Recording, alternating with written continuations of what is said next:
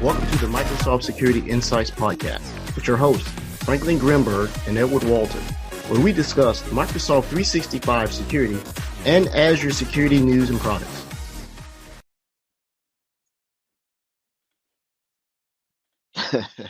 Recorded October 5th, 2022. Good evening, Rod. Good evening, Franklin. Good evening, Brody. How are you doing? I have a full house this week. This is great. Hey, I know everybody's here. Last week I had a moment. I wouldn't have been a good host. I had a customer that was a little bit irate, but we got to square it away, right? I'm not going to use choice language to get our stuff with an E on it, but customers love me. They never get mad. They're not really customers then. They just they're just window shopping. So that's it. I send the difficult ones Ed's way. So yeah, send to me. I got an answer for you. But hey, guess what? There are two momentous things in October that we should be aware of. Number one, October is Cybersecurity Month. Cybersecurity awareness month. Yeah, we're not. Hack our listeners. Yeah, and what a month it's been so far, right, Edward? Wow, what an amazing Cybersecurity Awareness Month. Yes, I don't know what you're referencing to, but sure, maybe the Ninja Cat knows. Who's around a narwhal that likes bacon, right? So there you go. And number two, I will complete another rotation around the sun. Birthday time. I expect all the presents. All the presents. Can we get your exact birthday and address? And the Social Security number. I'll put it in the chat right there. Perfect. Right? Thank you. Yeah. Our listener, it was a question from our listeners, so thank you. And all my credit card stuff, I'll just put all the CVVs in there because I can't remember. Just use one till it works, and we're good to go, right? So. Yeah, 100%. Oh man, not a whole lot of serious work for me this weekend. I've been jinxed by Franklin even before we had our call today because every call I've had today has been about Unified Audit Log, the DLP API, and the Audit API. Every call I've had this week has been about it. So when you said it, Frank, today when we're doing it, I'm like, yeah. So I have run down, I think, where it's going to be the source of truth to talk about the differences in between the API exposure via the procedure in the GET versus the native O365 connector in Sentinel. So Chris Rasky helped me try to track the person down. We'll get the right person, and I'll talk to them in advance so they can come in and understand why we want to talk to them. We need to know what is the difference. Why would someone have to go outside of the Sentinel connector to get UAL, Unified Audit Log, or just DLP event, or just audit events? I think I know the answer, but if I have to think I know it, then I don't know it. So we're going to get an expert on it, right? So other than that, upgrading all of my servers MDI sensors because they're no longer using Win PCAP. They're using something else PCAP. I forget. I should know. WinCap. Yeah. So and it's bundled directly into the installer, so it doesn't come as you don't have to download it separately now. So when you download it, it's all bundled there for you, saving you a step. And that's nice when you're downloading things to your domain controller. That's nice. And the two things about it is you have to uninstall the old sensor. It's not an in-place upgrade. So if you got a lot of domain controllers, you can use something like, I don't know, maybe Tanium to go in and remove the stuff and then put the new sensor in. Here's something else that we don't read the fine print. Win PCAP is not free. So, but it's OEM in the sensor for MDI. There is a cost for that. So if you go through the link that we talked about a few shows ago, when you go through, when you read down, it says you don't have to pay for it if you're using it in conjunction with the sensor. But if you install it on more than 5 servers, you have to pay for it. I didn't know that. I just thought it was like, friendly open source, sort of like sysinternals and stuff like that. So I did have a customer use a combination of GPOs and Intune, and we were going through. Of course, they wanted to test out. They wanted to do it in mass. I was like, no, that could be a pink slip generation, generating evolution. Let's do that domain controllers either by name, geographic region, don't do it all at once. I'm confident it's not going to blow your domain controller up, but I don't do that. You're being risk averse, Edward. Just high availability pairs. Make sure you're doing one at a time, and you're validating before you do the other one. That's just being a good administrator. Well, I have to be, according to you, since I'm so advanced in my age and career. I don't want to jeopardize my retirement, right? Right. I'm not young enough like you to start over, right? Yeah. Stock price is down, Edward. Watch it. Yeah. That's all I got this week. Frank, what you working on? Well, I've got good news for you. I've been nominated again for MVP, so about the 100th time. And but I was filling out the form, and I don't think it's going to go too far, because the first question is, why do you want to be an MVP? I said, peer pressure. I said, being teased. So Edward and Gary would stop teasing me. That was it. So I don't know how far it will actually go because of that. So no, last week was the JTA for the AZ500, the job task analysis. Mm-hmm. So Rod will be publishing a link out to the blueprint, so everybody can help decide what should be not specifically tested in the exam, but what is the job role of the Azure security engineer.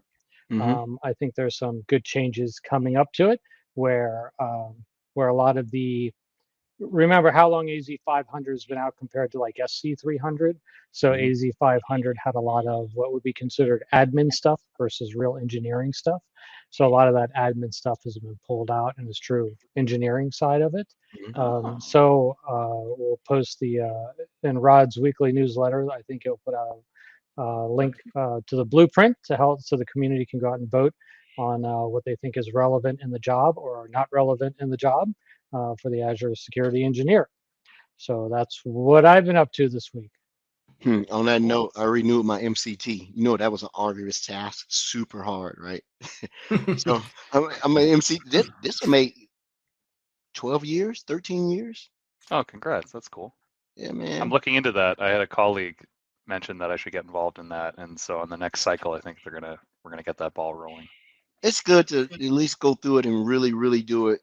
I think back in the day when Frank and I did it, you had to go through the trainer course and a bunch of other stuff. But and then it had a little bit more practical application where you had to go do something. I think the place I got certified, I used to teach at Global Knowledge, right, years ago, right? So, I got it. It's good to have, because you get access to all the mock material, and you get access to this. I forget what they call the labs now, Frank. It's something else now, but the labs are not bad if you need to spin something up really quick that's outside of Transform, or those what we used to call CDX, or demos.microsoft.com. Demos.microsoft.com to CDX. Now it's called Transform. I think that's what it is. All right, man. Well, Brody, you're next. What did you break this week? What helicopter were you jumping out of? That sort of thing. And I never heard about your podcast about the other podcast that you were actually on. What was the deal with that? How that went?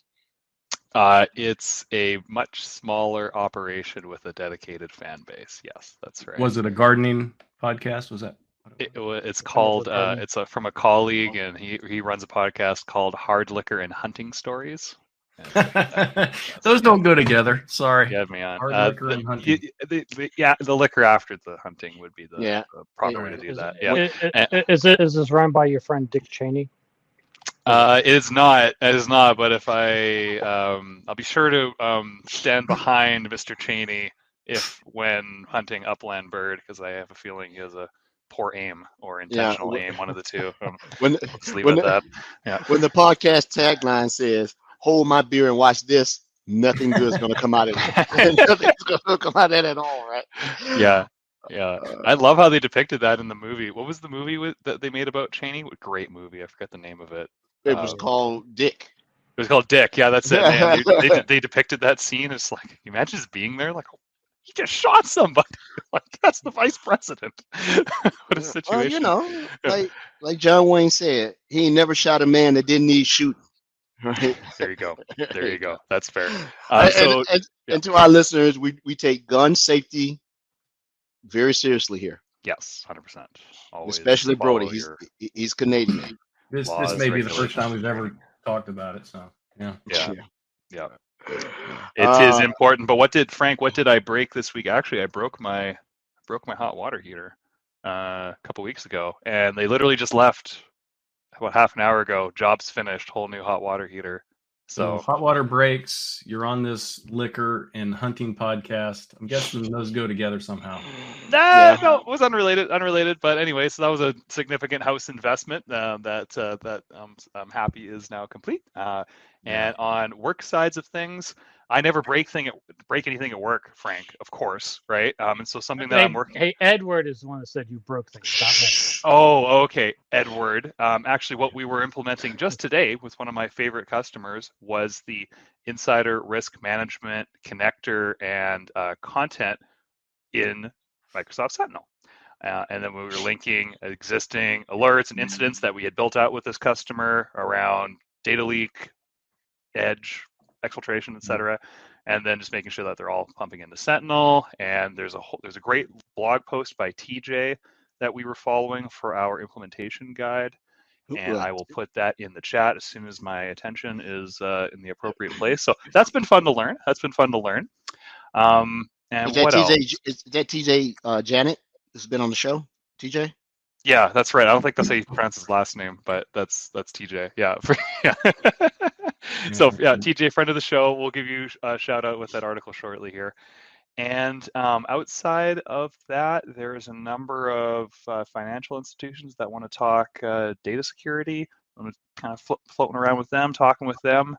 And is there anything else going on? I mean, other than Cybersecurity Awareness Month, which is awesome, and I hope everybody checks out the Microsoft blog and your relevant country's guidance blog. Canada has one. Thank you, Rod, for putting that up. U.S. has one. CISA and the U.S. government do a joint one. So anywhere you are in the world, hopefully you're checking out ways to help make you and your environment and society a little bit more secure than it was yesterday. So that's all for me. So Rod, are they not allowing you to do the AK.ms anymore? Now you have to do the Rod Trench short links, or what? Because last week you bragged about it, or the week before. Now you no longer are able to do it. What's the deal? So it's more of a philosophy, really. If it's going to be something that we're going to use long term, and it's going to be part of maybe promotions or messaging communication, yeah, we'll use AKA links. For this other stuff where I kind of get impact for it, or I at least have to show driving impact to whatever that is, then I'm going to use my Rod Trent short link. So, but it's also super easy, much easier to create those Rod Trent links. It's just like one click, and I have a short link. So, hey, before we go to Rod next, Brody, when you help this particular customer, did you use the connector from the data connector navigation, or did you deploy from the solution from the Content Hub? It's actually both. Super quick, I'll show what it looks like. I just asked because sometimes when you do it through the data connector and then you come back and try to do it through solution, especially if there are detections, they'll duplicate stuff. So let me take a look at that. Okay, yeah, so it's in the link that I probably should have got Rod to short form before I spammed everybody. But TJ had this great, I'll just go to the very top super quick. TJ last year published this article about the solution coming out, and it's still in private preview. So FYI out there, it is a private preview feature. But anyway, blah, blah, blah, blah, blah, goes over all the amazing details, how you can take advantage of it, lovely dashboards with colors, just your standard TJ amazing blog post. And then near the bottom here, there's a getting started section, and it talks about, onboarding, obviously, Sentinel and Purview, Insider Risk, and then actually installing it from the Content Hub first, then enabling said Insider Risk export alerts within the Insider Risk Management console settings. And then you also go and install the connector after the fact. I just thought you would have to do one or the other. I didn't know you had to do both, but I'm still learning on my Sentinel journey how some of this stuff works. So I was happy to find a list from TJ, and we worked through that today. And then they already had EUBA enabled in their environment. And then we started there. We had a few hiccups with a couple of things that we're going to look at, like the workbook, I believe, didn't load properly. There was some syntax error. We're going to look into that a bit more. And I think these playbooks, this Notify - Insider Risk Team playbook, I think that is automatically put into the environment when you enable this stuff. And we just couldn't get that to load. There might be a couple of other reasons for that. So we're getting there. And most of these worked out just fine. And there's some really cool hunting queries and analytics rules that you get to take advantage of right away. So it was pretty cool. Yeah. My experience with it in the lab is that if I look and I see that the Azure function has been in place for the parsing stuff, then I'm like, okay, I know it works. But I did it wrong. I did it, the data connector, then the solution didn't work. So I had to get it out and then put the solution. Then it tells you in the solution and manage, go do the data connector. And then I haven't done the rest of the steps. I was helping somebody do it, the connector for HR. It's not easy. It's not hard, but it's not easy. No, it takes a little bit. And the HR connector within Insider Risk Management itself, where hypothetically, if you had normalized data that aligns with what we expect, you can export details about individuals in your organization, like departure dates, or in your case, Edward, poor performance reviews. And those can feed into Insider Risk policies. And you can determine, like, well, Edward's put in his notice because he's had multiple poor performance reviews, and now he's copying 10,000 files marked as confidential to a USB device. Might have a problem here, right? Might have a problem. Obviously, you want to block that before you detect it. But anyway, yeah, go ahead. Well, wherever I would be, nobody else would have the skill set to detect my nefarious behavior. The first thing I would do is go turn off MCAS. And Microsoft Defender for Cloud Apps, right? So you don't see my behavior.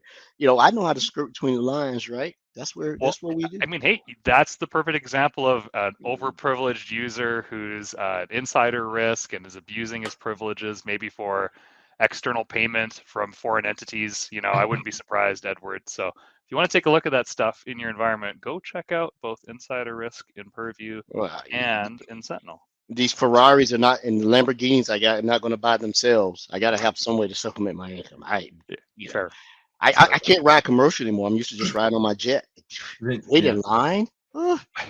Edward, I would love to come visit you one day and take advantage of all this legitimate business that you have. So, but what's so crazy though, we had a guest that the thing that I'm lying and fantasizing about, Jock actually can do that.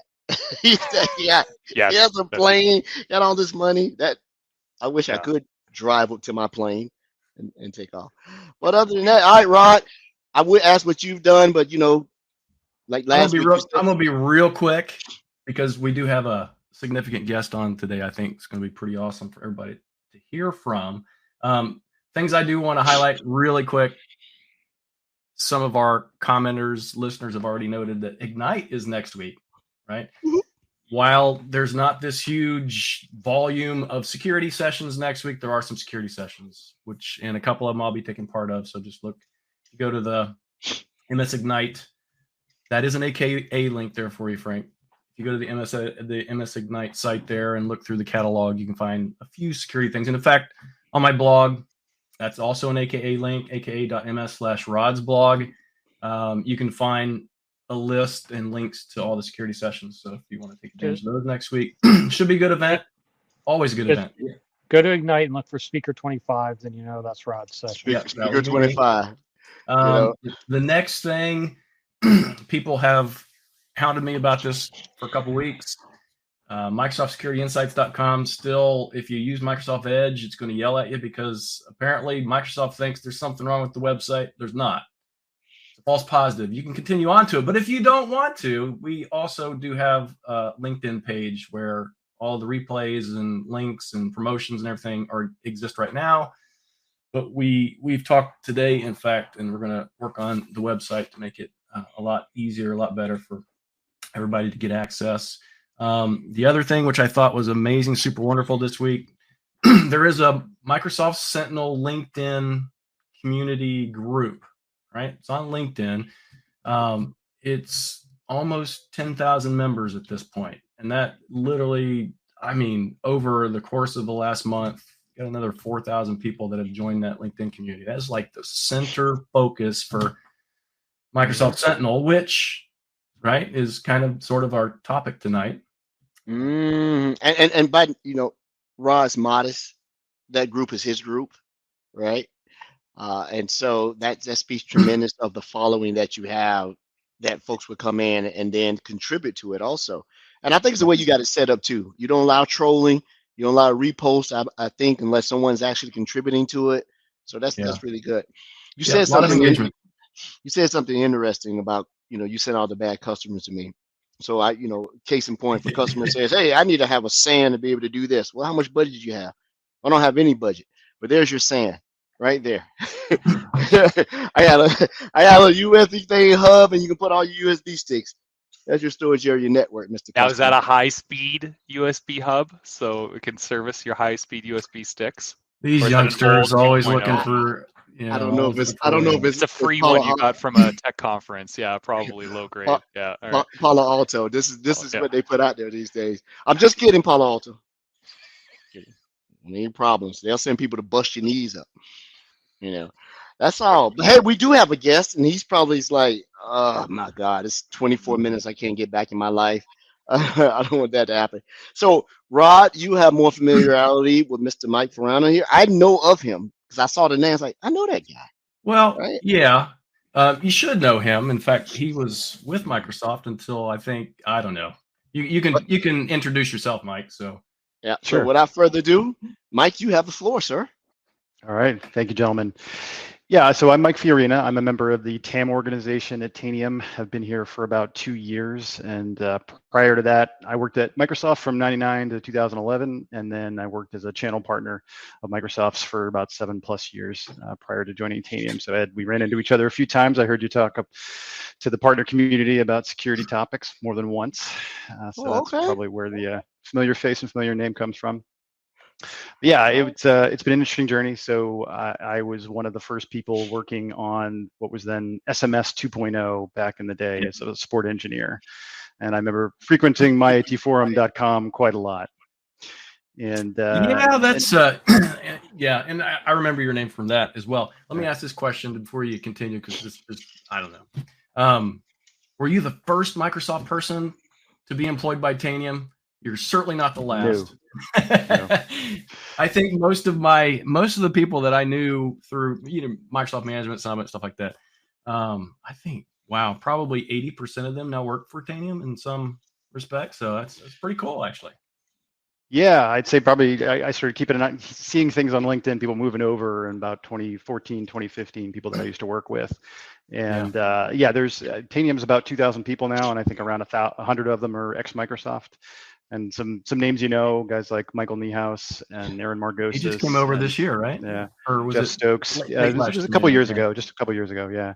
So a lot of tribal knowledge from Microsoft folks, alumni that are now Tanium members. I haven't heard Jeff Stokes' name in a long time. He's a wizard. Yeah. Yeah, I see him on Twitter all the time. I follow him. So yeah, good dude. Once in a while. It's interesting. Now, Mike, why is Tanium on a security podcast? Well, because we have some cybersecurity feature set within our platform. We call ourselves Converged Endpoint Management. So we do some traditional management capabilities and features along with some security capabilities in it. And then most recently, we established a partnership with Microsoft about 6 months ago. And now we have one of our first kind of releases that was stemming from the partnership was some Sentinel, native Sentinel integration that we'll get into in a bit. So that's why we're here. Yeah, that's pretty awesome. In fact, when I first heard about that partnership, it's interesting. We can go back probably, I don't know, what is this? This is October. We can go back 6 months. I was at a conference or even pre-conference when Michael had been working at Tanium for a little while, and he reached out because, I've worked on Sentinel every day for like the past 4 years. So he reached out about what you guys were potentially working on the integration. And him and I talked about it a little bit and talked about a little bit more at the Midwest Management Summit at the Mall of America, right? So that's a pretty popular conference for the SMS, SCCM, Endpoint Manager, Intune. It has multiple names at this point. So, but we had talked about it at that point, and then to hear, a couple of weeks ago when Ann Johnson announced the integration, announced the partnership, and you guys are part of MISA now as well, which is super awesome. That's our security partner. organization, which is, I love it. So this is kind of, to me, kind of monumental when you think about it, because, and you can explain a little bit more, because I think what Tanium does, right? So you have some security aspects, but I think even more so, you have management of those client resources, right? To be able to pull some signals, security signals and stuff that maybe, we don't even have access, or we're not even privy to for our technologies, right? Yeah. Yeah, it's I think we, kind of our tagline as a company is we provide visibility and control at speed and scale across every endpoint in the world, regardless of whether it's Windows, Mac, Linux, AX, Solaris, on premises, in the cloud, working from home, kind of, it doesn't matter. So we can manage these devices and do a lot of what we do. Everything that we do is in kind of real time. And so I think that's the value that we're adding to Microsoft in this whole equation, is our ability to do things very rapidly at scale across the biggest organizations in the world. So that was actually our first customers were some of the biggest, baddest networks and environments you can imagine. So the DoD, the big banks, the Fortune 100. So it was kind of an unusual journey. Most smaller companies will start small and go big. We went the opposite direction. The folks that saw the value in us initially were the biggest customers that are out there. And now we've kind of gone down all the way from those kind of 500,000 to 1 million endpoints all the way down to 1,000 now. So it's been an interesting evolution. Yeah. So, I mean, companies, I think, sort of started with the endpoint management, right? And was the security piece, did you kind of evolve into that, and you identified that as a path that you wanted to go? Because I don't think you started with the security piece, right? Well, I think there are a lot of different use cases for what we provide. So the kind of the foundation of Tanium is this real-time communications platform for the endpoints. So if you want to get some information about endpoint state, regardless of how many you're talking about, you can get it in a few seconds. And if you want to affect change, whether it be stopping a service or deploying a patch or whatever, you can do that. There's actually a pretty cool story about that's out there publicly about the Air Force needing to patch somewhere close to 500,000 machines down in the meltdown Spectre days, and they were able to do that with Tanium in like about 40 minutes.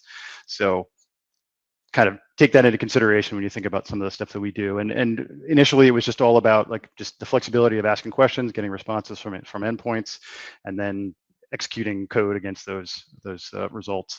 But then we've kind of matured over time and added a lot of kind of purpose-built workflows that are kind of operations, traditional operations, cybersecurity hygiene oriented, and then pivoting into more of the incident response space. But I think people have been using us that way for a while now too.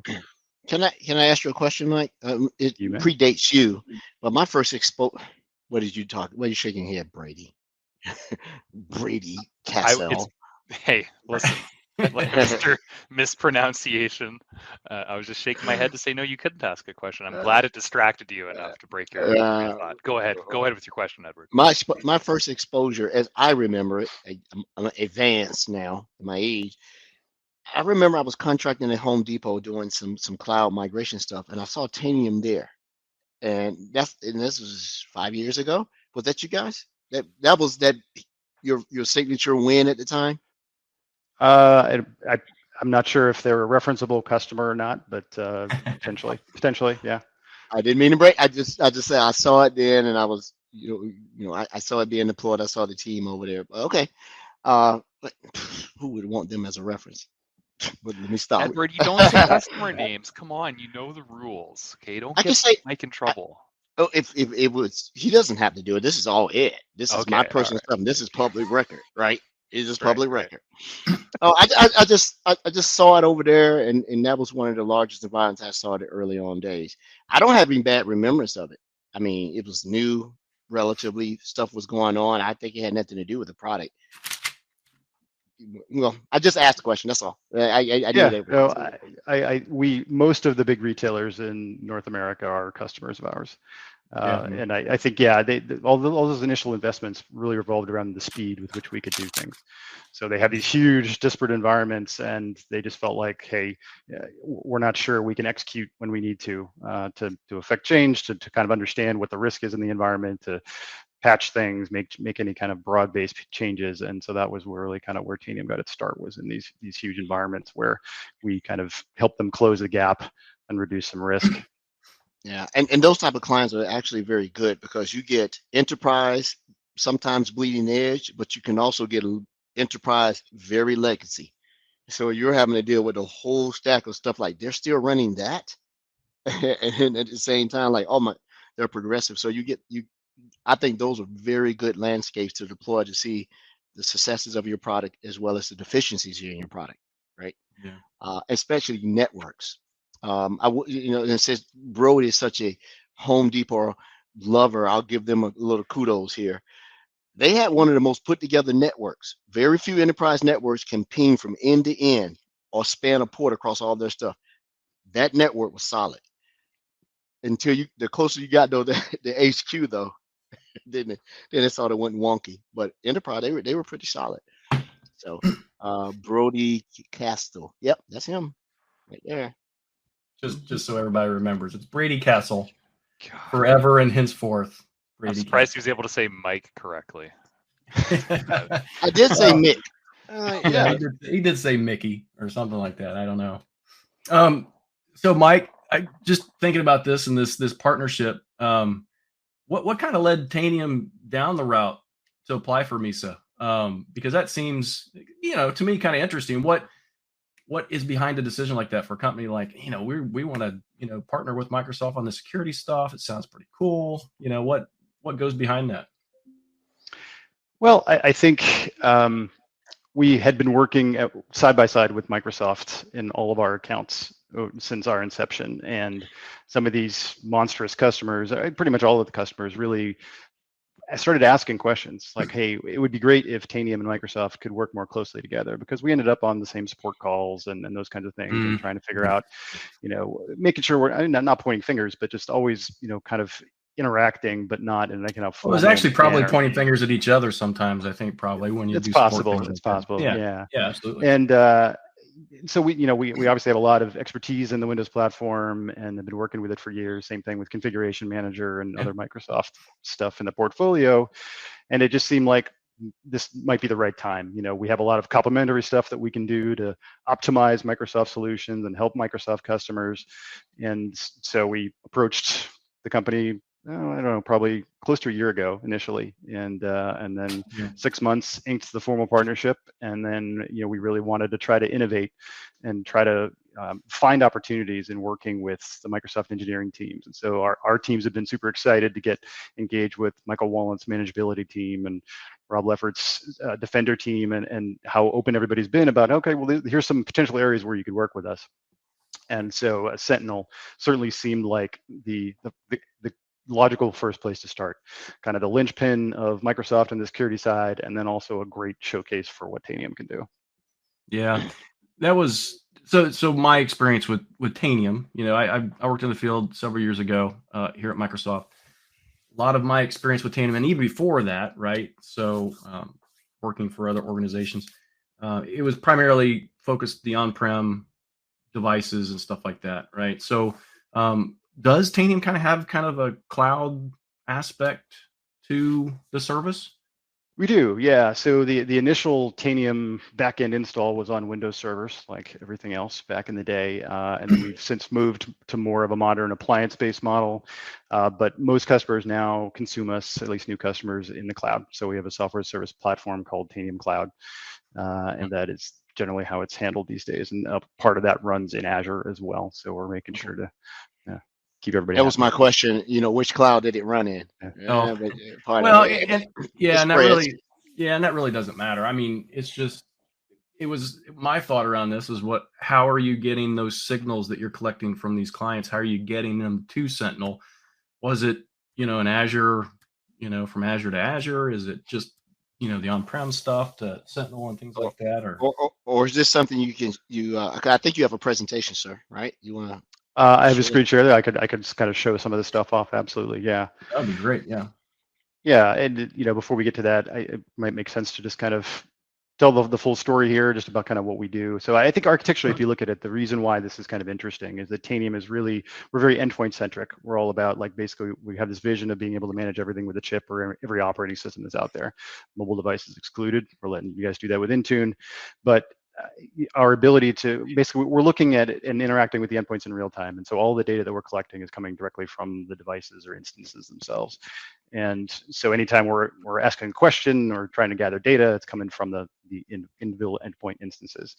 And also we take some of that data and we cache some of it, so we have a complete picture of the environment for systems that are offline and stuff like that. But then if you look at on the Microsoft side of the equation, everything's in the cloud. So it makes a lot of sense to kind of bring these together, where you've got just a ton of data up there that's accessible, both kind of within and without the user interface, just all the signals and telemetry that Microsoft sees on a daily basis, and all the data that people use for threat hunting and incident response and Sentinel. But then we're also able to combine those things with what we have on the endpoint and that kind of real-time nature to broaden the ability of customers to respond to incidents and detect things in real time. Mm-hmm. But quick question for you: is Tanium VDI or virtual environment friendly? Does it work with Microsoft Virtual Desktop or anything along those lines? It does. It does. There's nuances associated with it, but it absolutely is. We have customers using us in those type of environments today. Yep. Yeah. And in fact, one of the reason why I was thinking about this earlier and working in the field, one of the big financial organization I was doing work with, they were using Tanium not just for managing clients, but also the security piece, and they were using it in a VDI environment. So, yeah, pretty big deployment. So one of the things I'm curious about, and I know our listeners will be as well, how are you getting that data from your endpoints to Sentinel? Are you doing it with your own client, or are you using some mechanism that you're integrating with a piece of ours, or? Yeah, so we've got a connector. We're in the content hub in Sentinel now, so you can go out there and pull that down. It's no cost associated with that. So it just establishes a connector along with some playbook templates, workbooks, and the like. So it's all out there. We've got version, I think 1.09 officially in there, but it's actually version 2.0 in the back end. We're waiting for some metadata to update. So this is kind of the formal release that's out there today. So it's pretty easy to implement. We've got it fully documented for our Tanium customers that outline exactly how to configure both sides to ensure that we're getting all that data. But it's coming from the Tanium platform itself on the back end, whether that's in the cloud or on premises, and sending it up to Sentinel. And then there's also a component of Tanium called the API Gateway that we make accessible so that you can use orchestration and playbooks to actually take action using Tanium technology in the back end from within the Sentinel interface.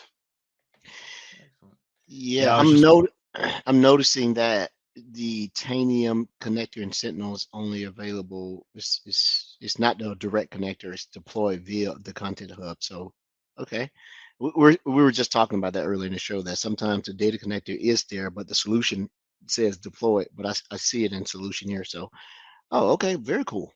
It's a straight solution. Well, that was me. Sorry, I had to jump in. I was wanting to install it anyway. I figured I might as well do it because to me, I think it's actually pretty cool how quickly solutions do install Microsoft Sentinel, right? It's just like that quick. Agreed. And then there's probably some other stuff that we have to do on the back end for Tanium, right? Right. All right. And if I can indulge a screen share here, I can start to show some things off. Does that make sense? Yes. Thank you. All right. I love your posters, Mike, by the way. I've got my nerd credits behind me. Yeah, absolutely. So this is Tanium. So this is the interface here, and this is just a web interface that allows us to do a lot of different things. And the foundation of Tanium is our ability to, as I mentioned, kind of interact real time with endpoints. So I can go out here and start typing a question in natural language interface and just say, hey, I want to get a list of all the running services from every machine that I've got out there in the environment. So you think about this in context of like, I don't mean to pick on Microsoft, but the print spooler, the print nightmare. So I could go out there and in a couple clicks, I could deploy an action to this and say, stop this service on thousands of machines, and it would happen within a matter of seconds. And so this is kind of the secret sauce, and that we feel like the differentiator of Tanium, our ability to go ahead out here and do these kinds of things, look up files, deploy applications, uninstall applications in real time. And then this also extends to the ability of threat hunting and other things. We've got our own capability to develop our own signals. This is stuff that's kind of complementary to what Defender can do. So we pride ourselves in the ability to kind of write our own behavioral-based detection signals and then do incident response, containment, and scoping on the other side. So as a forensics analyst, I can say, look at this interesting registry key. I can do a query out here, and you'll tell me every single endpoint with that registry key. Exactly. The more impressive thing that I'm seeing, they still list Solaris. I mean, just Solaris is so long. Golly, the old purple boxes. Wow, cool. We still have customers that had that requirement. And so it's still AIX and Solaris are supported on our side, along with all of the major Linux distributions and Windows client and server, going back to even stuff that Microsoft doesn't support anymore, Windows 7, Server 2008. So it's we try to kind of ensure that we're accommodating the needs of our customers, and this is kind of where they're at. Can you look up stuff in the volume shadow copies? Probably. I think just about anything you could imagine about querying endpoints, whether it be coming from just a command line or the registry, there's a way to do it. Whether we do it out of the box or you just need to write a script that'll execute it, then that's possible. But it's very extensible. We have this concept of sensors and packages, which was kind of the foundation of Tanium, the ability to write short, small snippets of code that are going to be gathering a piece of information, and packages are the things that are designed to actually affect change. And so that's really kind of the underpinnings of everything that Tanium's about. Do you do any memory dumping or memory capture? We do. Yep. So that's part of threat response. That's our module here.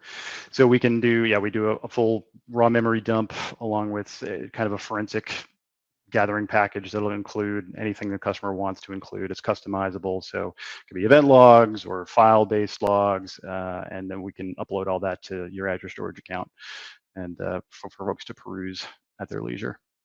Awesome. Yeah.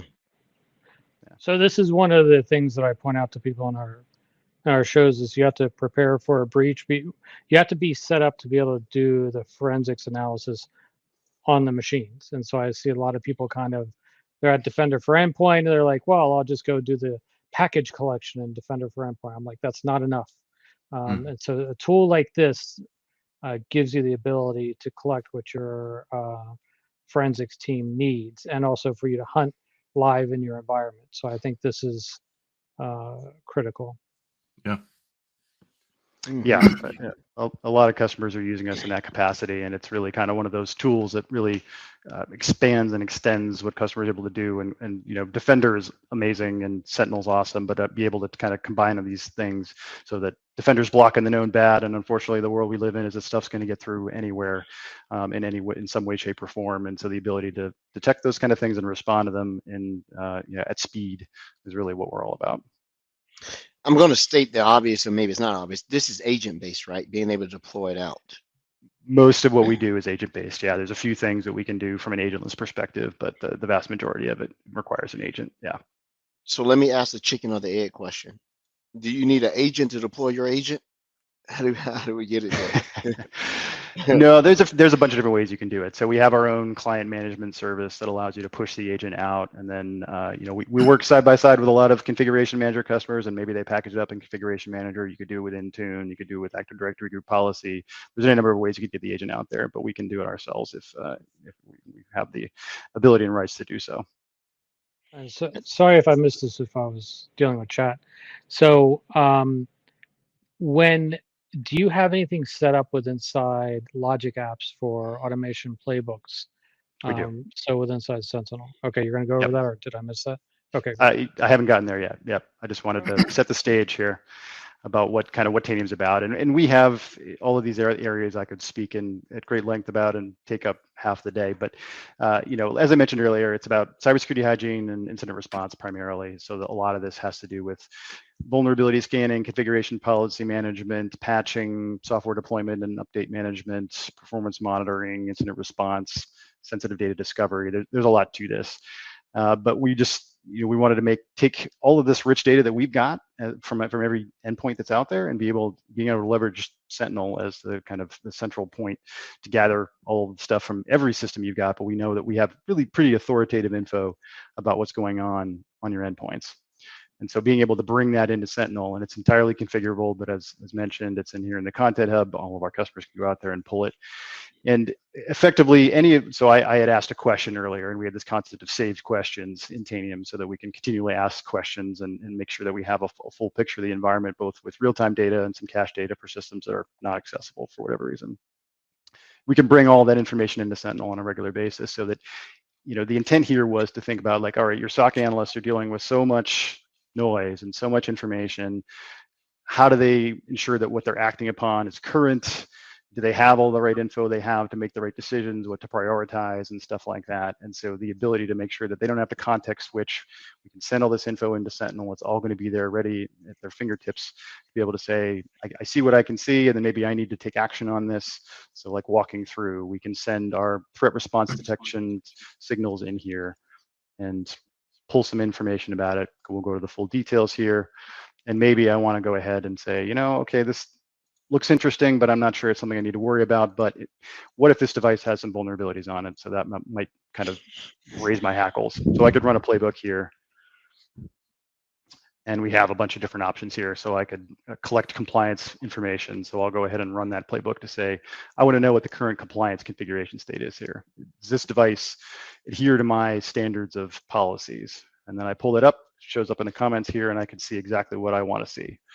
This is just kind of a showcase environment, so it may not be relevant for the audience at large, but the idea here is that any kind of piece of information I want to get about this endpoint, I could get and have it be real time in nature. So I could say, all right, maybe this one particular policy is something that raises a huge red flag for me. I said, okay, this indicates that there might be somebody that's gotten in here and tweaked something and established some persistence and is hanging around. So I need to go ahead and maybe I want to quarantine this device, and I could do that. So that's the idea. Interesting. Speaking of red, I love the choice of red logo, theme, and dark mode. It just makes the UI look slick, both your UI and when you have Sentinel running with all of your Tanium add-ons here. So I call that out. It looks cool. Looks pretty cool. Nice. Yeah, we like to cater to the technical crowd who's staring at the screens all day. Yeah, no doubt. Yeah. Thank you. That's really neat. Yeah. Maybe you can wear a red shirt next week, Brody. I have a red shirt. Yeah. Does Red Tanium hand out swag, Mike? Like No. We do, but most of our shirts are black. We have some red. I actually have a red Tanium T-shirt on under this, but I'll see what I can come up with for you. I saw a cool pair of red shoes this last week, but we can talk about that later. Yeah, those red shoes. Okay. Those are cool. Yeah. Carry on, Mike, before it gets out of hand. Yeah. I'm not going to say anything. I'm going to be quiet. No, the engagement's good. And then we've got our own workbooks that are part of it. Yeah, I want to see that workbook. I think that would be pretty awesome. Yeah, and so we can visualize any of the data that we collect and send up to Sentinel. So this is one good showcase of it. So threat response, we have configurable signals that we can put out there that are looking for certain things like the NetSH WLAN discovery or domain account enumeration. So we can see over time what kind of stuff seems to be prevalent in the environment. And maybe this will help me make some decisions based on what else I'm seeing. Or maybe, one of the things I mentioned earlier was this concept of oversight. So is Defender healthy everywhere? Is Configuration Manager healthy everywhere? Tanium can get you that data. And this is something that a lot of customers use us for and have been for quite a while now. So the ability to say, hey, my data in SCCM stale, or Configuration Manager the client's not installed, or something's going haywire. Maybe I need to remediate this, and you can do that with Tanium. Or same thing is true with Defender. So I see that in the workbook. I think that's super awesome. But I did see that you have a couple playbooks for health, right? SCCM Health and Defender Health. Is that how you check this out and then go remediate? It is. So we've got some kind of native content there, and this is probably an easier way just to show you real quick. Yeah. And this is what we call our trends module. So it's the ability to provide some dashboards related to stuff like this. So we've had for years and years, we've had tons of Configuration Manager content, and then we're doing the same thing with Defender now. So the ability to look inside these agents to determine how healthy are they? Are they current? Are they communicating? Is there something going on? Do we have the EDR capabilities enabled? Configuration Manager, there's a lot of super deep stuff that we can do here to determine, is the client doing what it's supposed to be doing? Are we having any orphaned clients where WMI is broken or something like this? So a lot of really deep capabilities to inspect the health of these, and then also do remediation on the other side to make sure things stay as optimally operating as possible. This looks like this is one of your management portal / server. So you're logged on to something in the background to do this, right? Or just a cloud? Okay. Well, it could be a cloud, or this particular instance here is just an on-premises one that is in my lab, but then this one over here is one of our cloud instances. So it's the same experience either way. I hate to say this, Mike. You probably remember this, but no, I probably shouldn't say it. You remember Altiris? I do. Oh yeah. Yeah. This is like Altiris on steroids. This is awesome.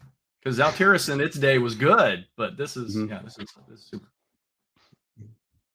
In its day, I don't think they're around anymore. So no, Symantec bought them, and like anything Symantec buys, it just disappears. Well, Brody, how come you're not jumping on Rod by mentioning names? Huh, Brody? I like Rod. Oh, that's well, I pronounce the name correctly. That's what Brody likes. Yes.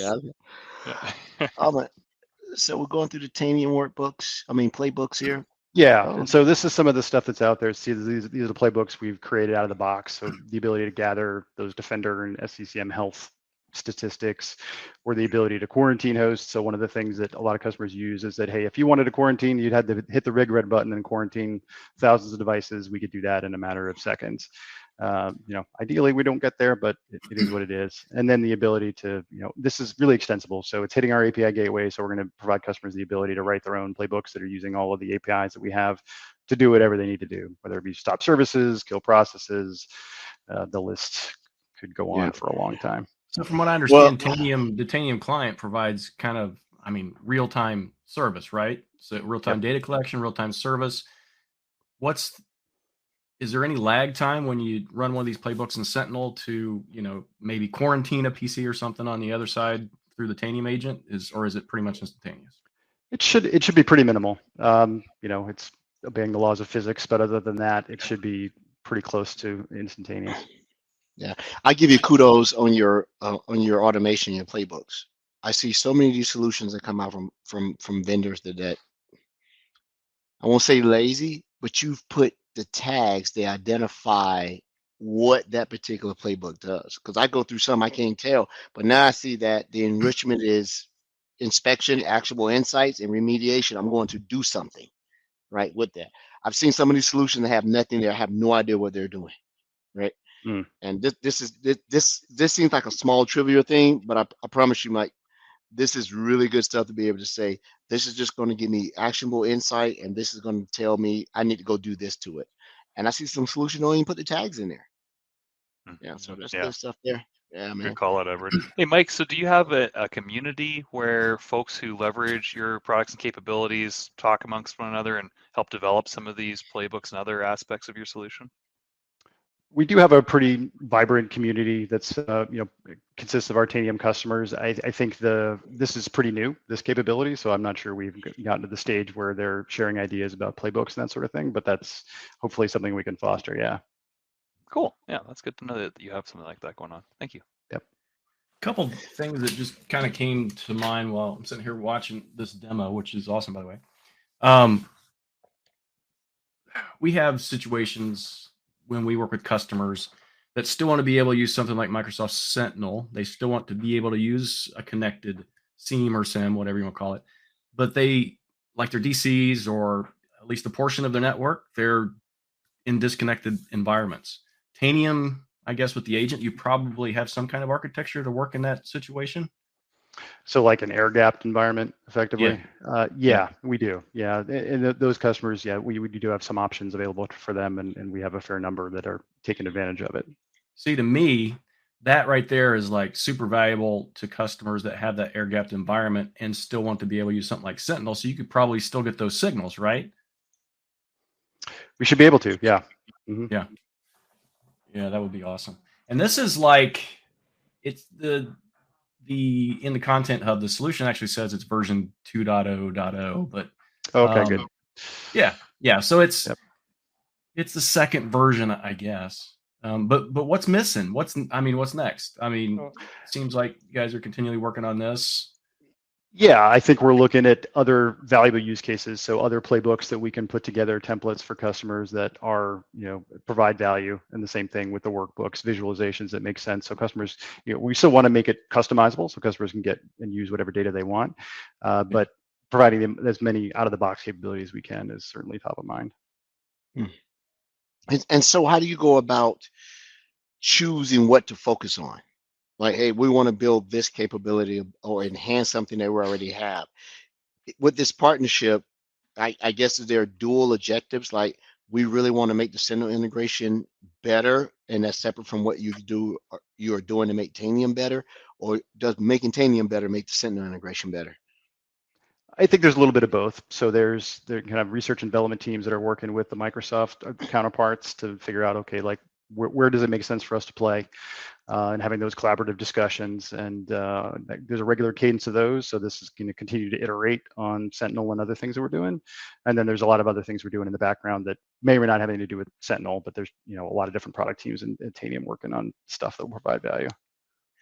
I never really thought of Tanium as a security company, but the fact that you guys are accepted in the MISA mean that you do have security chops, or you put effort into getting that done, right? So how hard was that for Tanium that didn't publish yourself as a security entity to get accepted into MISA?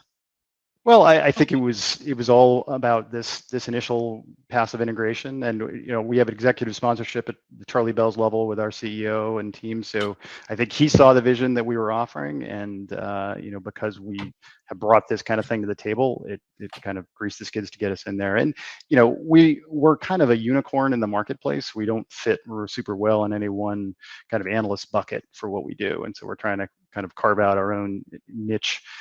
And it involves security and operations and actually trying to bring these things together. So our vision is that, like, why should the operations team be looking at one set of data and the security team be looking at a different set, and trying to like figure out who's got the most current information that's actionable and that sort of thing. Having them all look at the same content and be able to make the decisions based on exactly what they're seeing in the console and the capabilities they have. It really kind of makes sense. And our best customers work that way. I believe the first time I ran into you guys was at RSA. So I have a lot of technical questions, so let me know when you're ready for that. Well, I want to ask one more question about just the feature set and capability.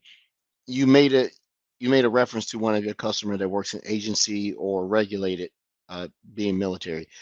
Is there a huge feature parity between what you can offer civilians versus agency and or military, or is the product the same and will work? You don't have to make any adjustments? No, it's effectively the same. It's really just how it's delivered. So, most of those regulated industry customers might be using us in an on-premises scenario. So they're using Tanium appliances, whether they're physical or virtual or running on servers.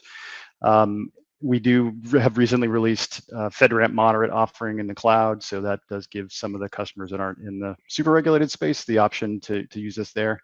So, but other than that, on the kind of endpoint level, the feature capabilities are pretty much identical.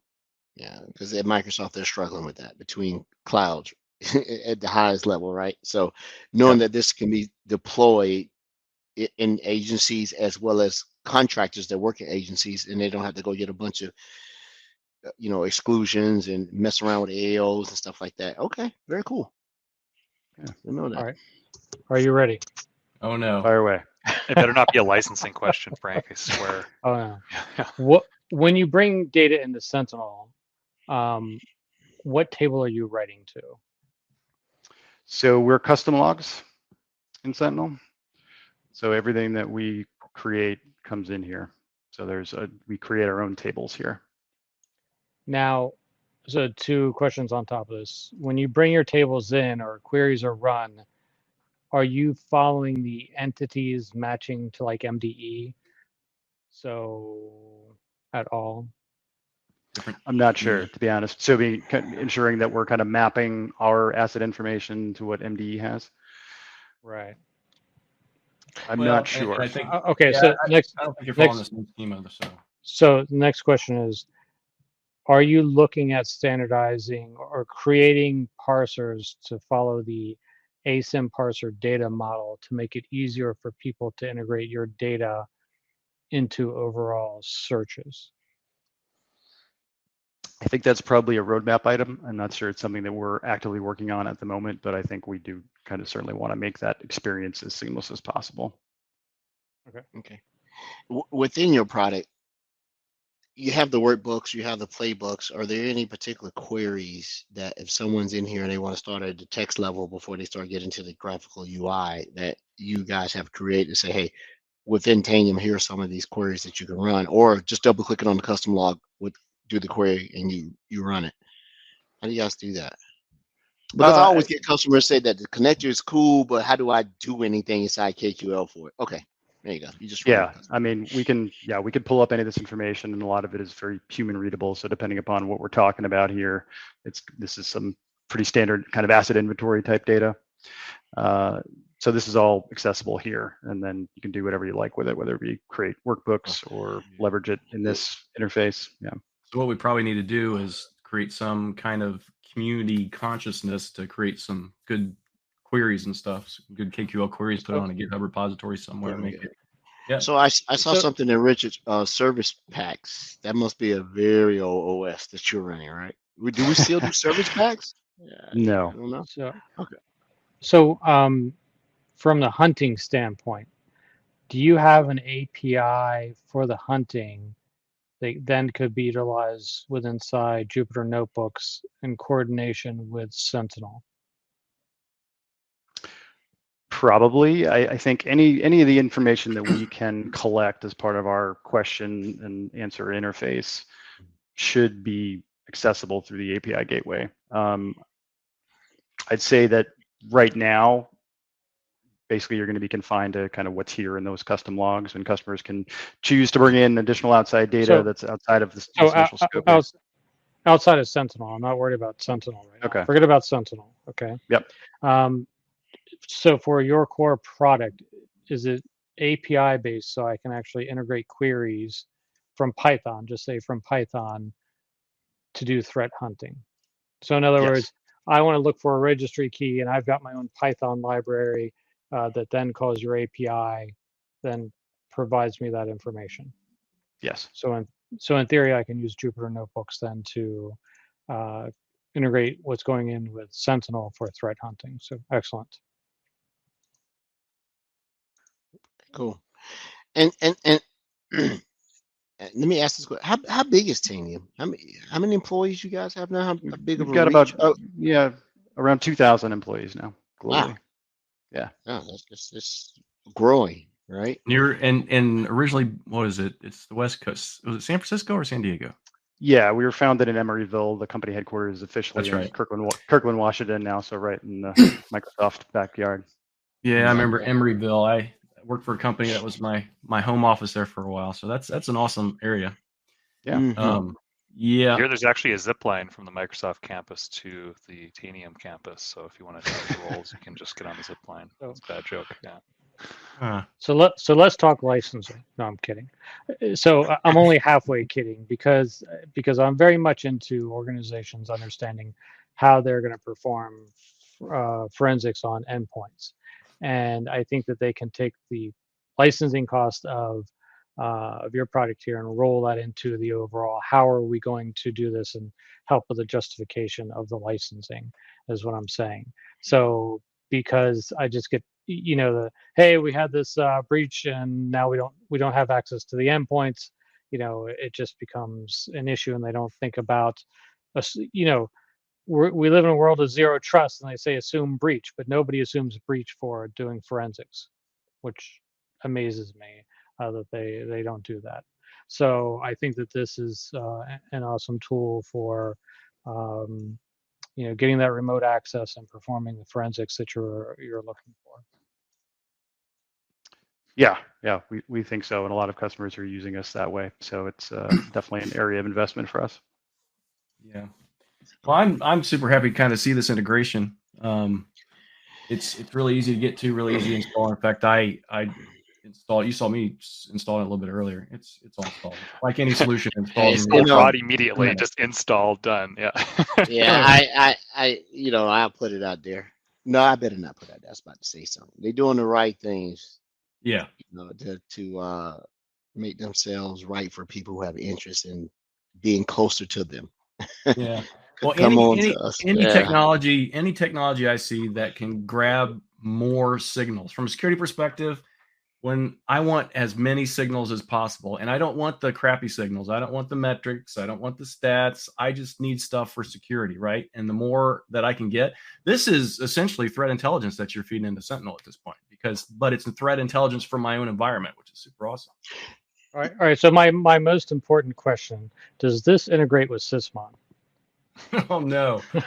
Well, it probably. Well, I'm just kidding, Rod. Just settle down, Rod. Yeah, Rod, it's I okay. would say it Rod, settle does. down. I would say based on an original response that Mike had, it absolutely does. I do write a script. I'm just kidding, Rod. I'm just kidding. That's why we can't. Rod. That's why we can't get guests, man. It's Franklin. Calm down. Yeah, it's Franklin. Yeah. Hey, I do have a question though that was sort of a combination with Rod just said, as well as Franklin. How does this affect the Sentinel bill for the customer? Your solution? The answer is it depends. So the amount of data that we collect by default is not super heavy, so it's not going to be a big consumption biller, but it's flexible. So if you wanted to add any number of different things and you have a really super large environment of hundreds of thousands of endpoints, sure, it could add up. But most of what we collect is pretty lightweight, so it shouldn't be too much of a heavy hitter in that perspective. Yeah. So your product is not noisy like Sysmon that just brings in just useless data signals. I get it. So from the temp tables, it looks more like you're at the higher level, not the actual log level of the endpoints. So is that all configurable? What you decide to pull in, it is. From your server side from there. Okay. Yep. Is there a default level and then you expand from there, or is that kind of how it works? Yeah, so there's this stuff that kind of comes with it. Well, there's something you configure on the Tanium side called a connector on our side using our connect module that you define how often you want things to go, whether it be like we're collecting threat detection alerts. Anytime one of those is generated, we're just going to send those.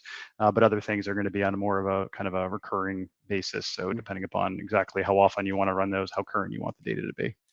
Yeah. So Mike, while you have your screen, you're still sharing for our watchers on our video cast. Can you go to the data connector navigation side? And I'd like to see what the data connection, with the way Tanium shows up. Oh, it creates. Well, I think this is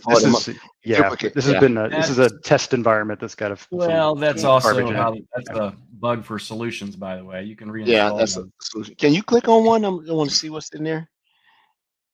And okay, I don't want to show that workspace ID and stuff, but yeah, let's say.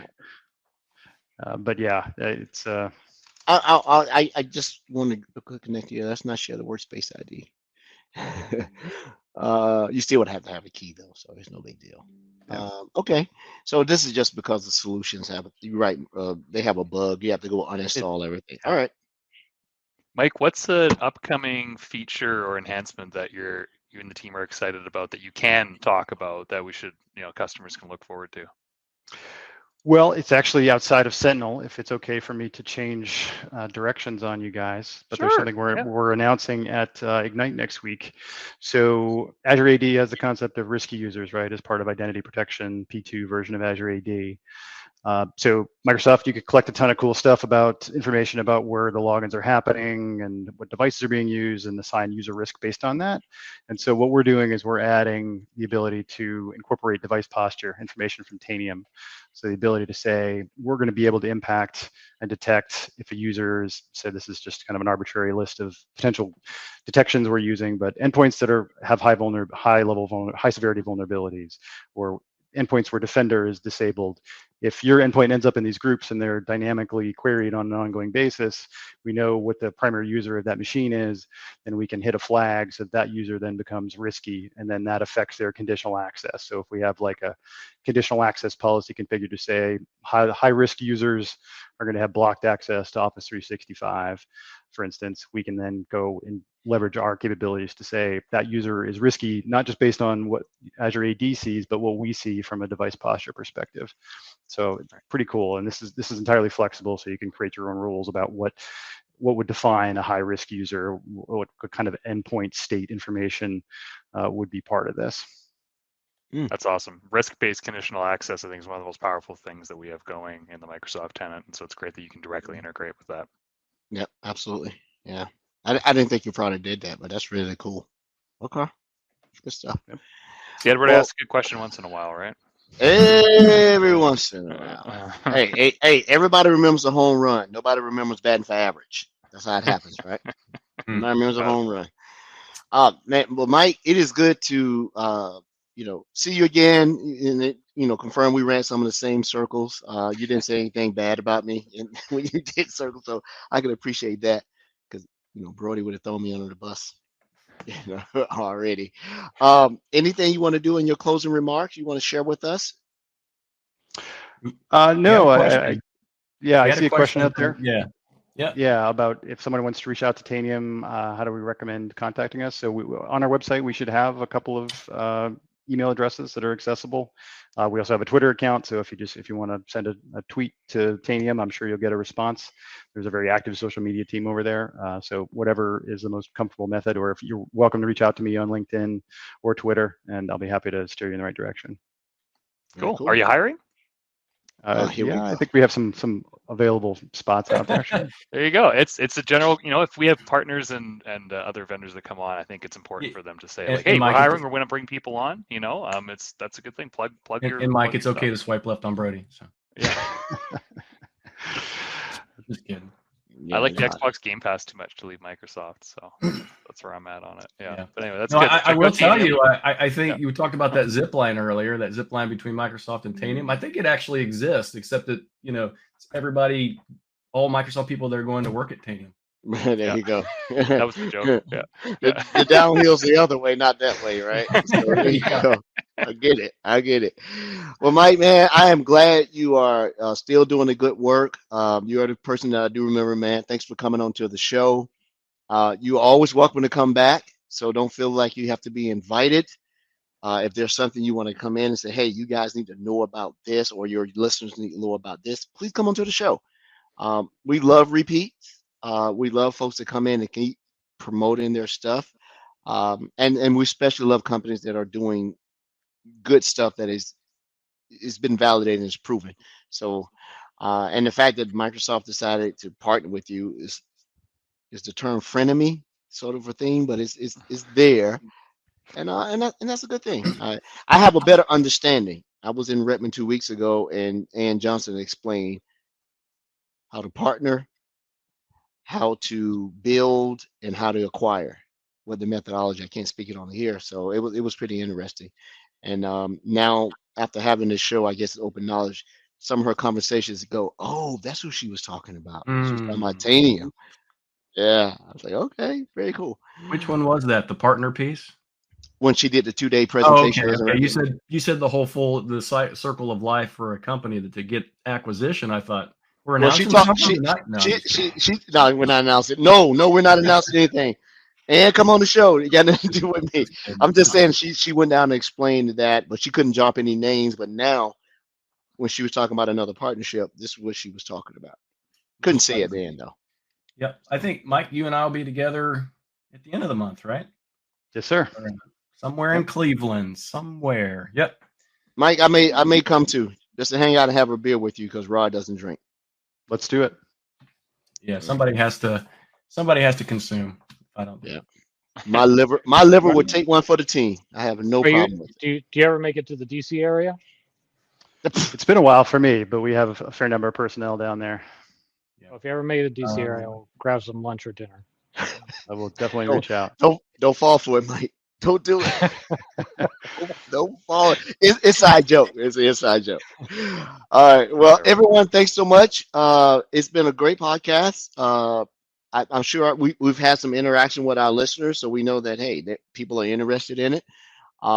If you have any success stories, Mike, that people say, hey, we heard about your product through our show, let us know, so we can amplify that.